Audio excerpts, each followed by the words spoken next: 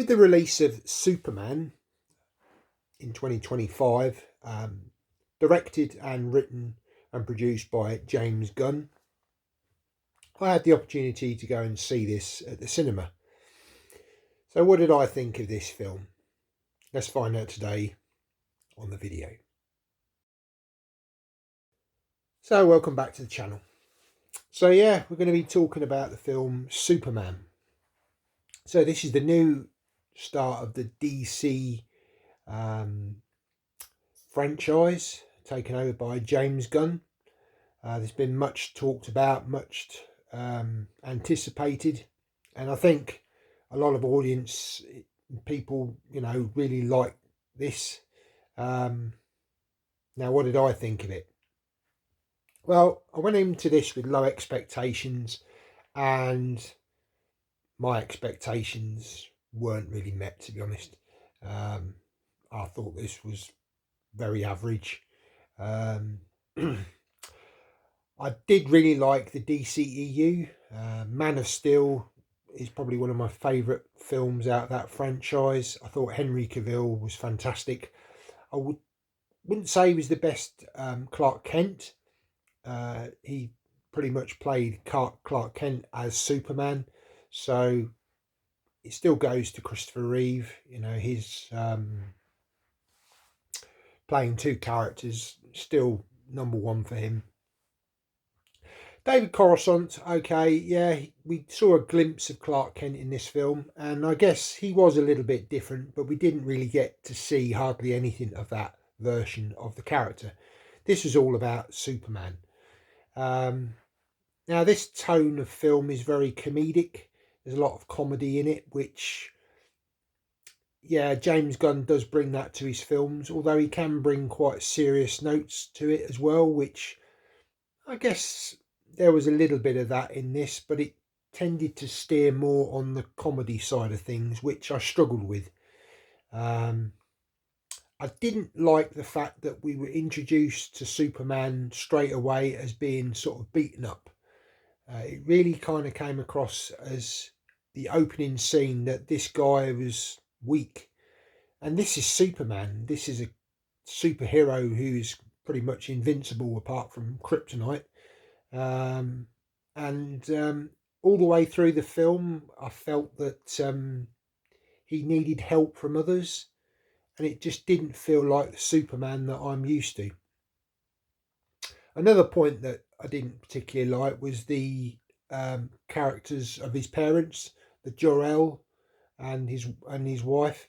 Okay, they spoke a different language, which was an interesting take on it, to have them speak a different language. But their sort of translation, that they were kind of, he was sent to the planet to sort of take over and rule the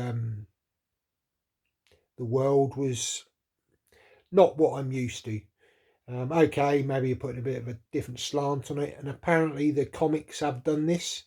So I'm not a big, I haven't read the comics for many, many years. As a child, I used to read some of the comics, but yeah, I'm going on previous films, and the character of Jor-El has always been a sort of a wise person that sort of guides his son, and yeah, it just didn't sit right with me, this. I thought the character of Lex Luthor was done well in this one. Yeah, he came across as sort of quite focused just on Superman, which I guess maybe the comics does sort of do that with the character. I still think Gene Hackman is the ultimate Lex Luthor. It would have nice to have seen maybe an actor who's a little bit older to play this part, but I forget the guy's name, but I thought he did a reasonable job. Mr. Terrific, I quite enjoyed. I'm not familiar with that character at all. I think he got the most screen time, sort of the Justice team, if as it were. And I thought he was quite fun, entertaining to watch. As far as the other two, the Green Lantern guy, I didn't really think much to him at all. Yeah, I wasn't too fussed about him, and the Hawk girl as well. they kind of felt like they were just sort of shoehorned in, as if to say, well, this is what's coming. Yeah. Lois Lane, yeah, she was okay. Again, we were just thrown straight into this story where they're already in a relationship. You know, the other film versions, they've always just met, and this is a very different take on it. I mean, I guess yeah, you could say that we've seen all that before. Why do we need to see all that again? So I can understand that point. Crypto, I did like the character of Crypto, but I just felt there was too much of him in the film. I think it was nice to see him a little bit in the film, but there was far too much of him in the film. And it just, again, I know James Gunn tends to bring animals into his films, um, to bring that emotional attachment. The audience, love pets, dogs, cats, etc. So he tries to connect with the audience in that way. And yeah, it did work to a point, but I did feel that it was overused, in my opinion. For me, I just felt the movie didn't feel cinematic enough. It felt like I was watching a TV movie on a big budget. Um, yeah, I mean, it was a good run time, just over 2 hours. It didn't sort of outstay its welcome. It didn't drag, for sure. It certainly threw you straight in at the deep end, and there was a lot of action. Obviously, we've got the little sort of cameo at the end of the new Supergirl. Again, not 100% sure the sort of way she was introduced as being drunk. Um, I don't think that sort of sits right with me, as if this is aimed at a young audience, young sort of teenagers. I don't know. I think maybe us adults could sort of just identify with that, but I think young kids, maybe it's not the right message, certainly for superheroes.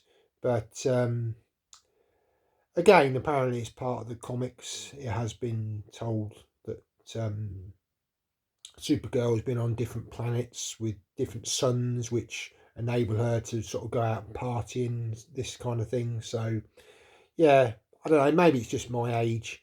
I just felt this film was made for a younger audience.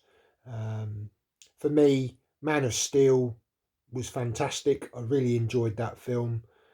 I think that was made for sort of an adult audience, whereas I feel this is far more for a younger audience, and for a new generation. So for me, it'll always be sort of Christopher Reeve and Henry Cavill as Superman, in my opinion. So what I'm going to do next is a ranking video, showing my ranking of all the Superman films and where I would put them, in my ranking. So look out for that video. Stick down in the comments, what did you think of this film? Did you enjoy it? Do you sort of get my points about this film, or do you think no, it's great to have something that's light-hearted, very different, not as serious as Man of Steel? The DCEU was quite dark. Again, personally, I feel DC should be dark. It's very different to Marvel. Marvel is more light-hearted in a lot of ways, although there are some films that are dark. But DC on the whole should be a dark sort of comic book series, in my opinion. But they've gone for a lighter tone. So, yeah, be interested to hear people's thoughts down below.